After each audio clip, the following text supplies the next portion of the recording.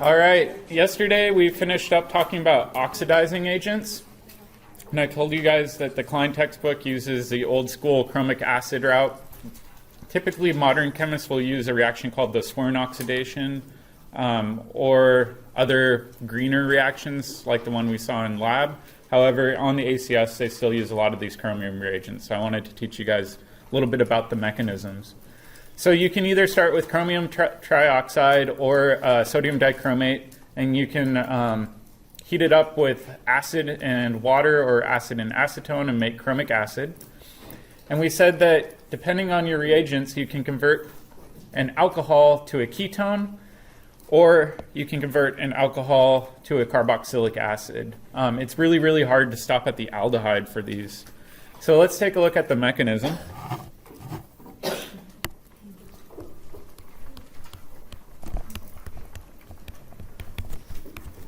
And the mechanism that I'm going to do, I'll stick with a secondary alcohol, and I'll have my blue proton hanging off there. And I'm just going to show chromic acid.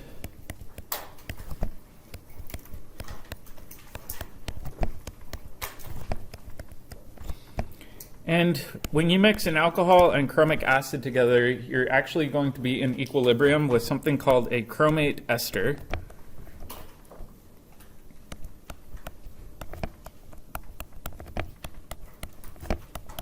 And this chromate ester still has this blue proton hanging off.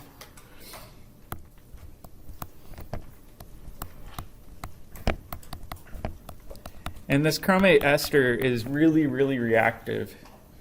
Specifically, what's going to happen is this blue proton is going to be removed through an elimination reaction, similar to an E2 elimination like we saw last term.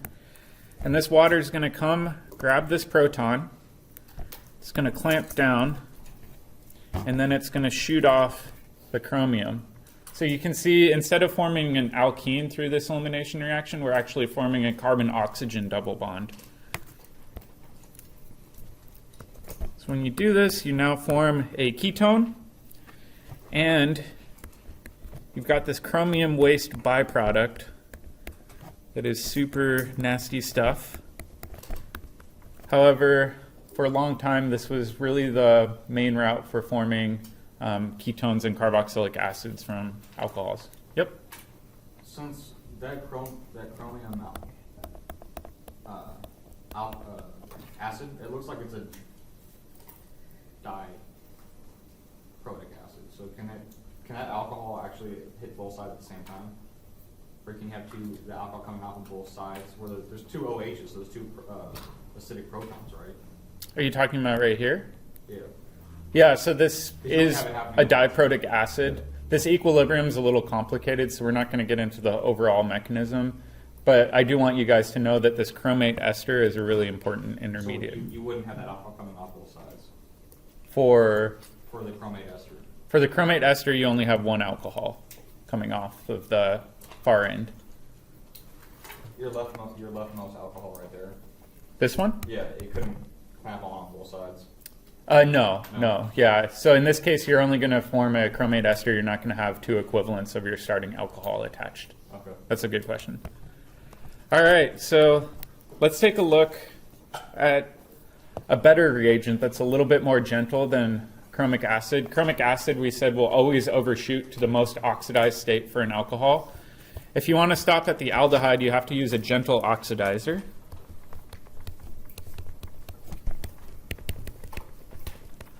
This one's still not the best reagent in the world because it's still got chromium in it, but it's referred to as PCC. And PCC is a mixture of a bunch of different things. You've got pyridine, you've got chromium trioxide, and you've got HCl. If you mix this all together, you'll protonate your pyridinium, or protonate your pyridine to form a pyridinium cation. And then you've got this chlorochromate.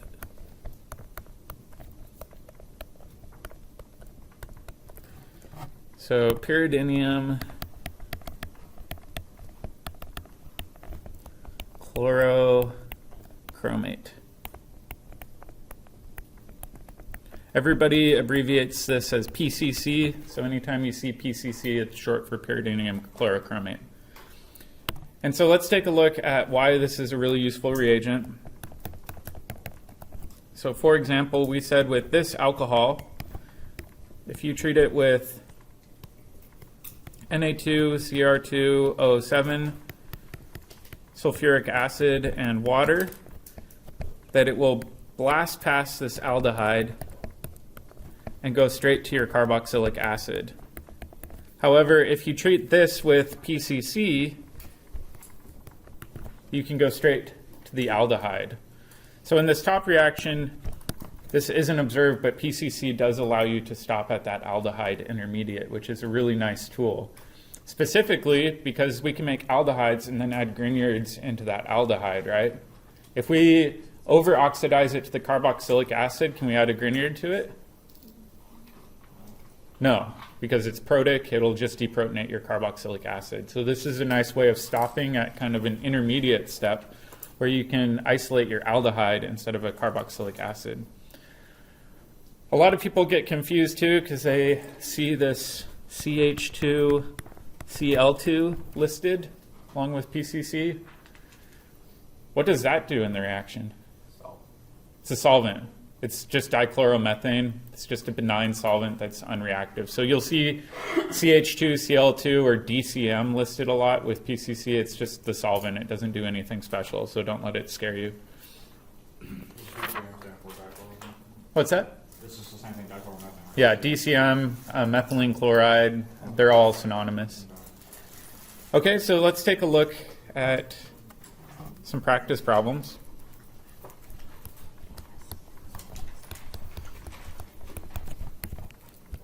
All right, for the practice one,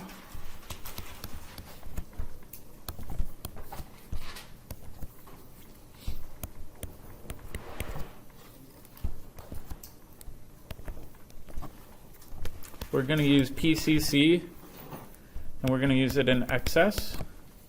And we're going to react this in our dichloromethane solvent. And it's important to remember that PCC will do a 2-electron oxidation. It won't go past a 2-electron oxidation, though. So let's make a little note of that. And then let's try to predict what product we'll get out.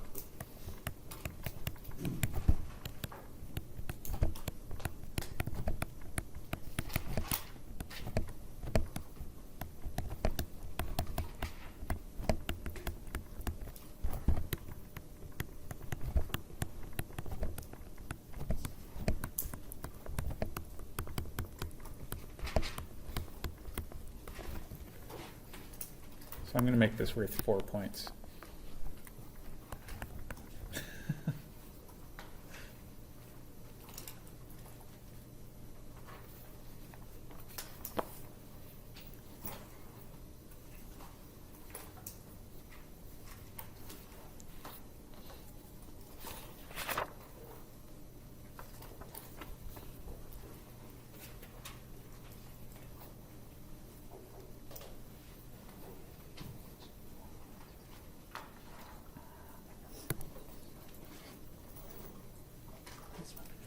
All right, so let's take a look at this. What's this alcohol going to turn into?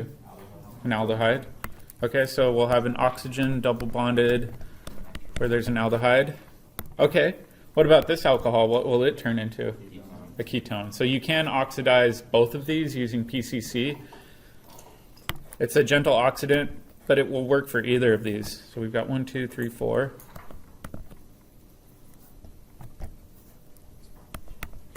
And we can make now a molecule that contains both in ketone and aldehyde functionality. Does that make sense? What do you call that? We'll get into naming of aldehydes and ketones next term. It gets a little bit more complicated. All right, so there is one last section in the textbook, the oxidation of phenols and bioredox reactions. However, this course is already so jam-packed, I've decided to triage this, and if you guys want to watch this video at home or read about it in your book, you're more than welcome to. However, they're not really synthetically useful reactions, they're more related to biochemistry. So if you do want to watch those at home, you're more than welcome to. However, I won't test you on it for the quiz on Monday or the next exam. Will Sapling have it? I don't think Sapling has any bioredox questions.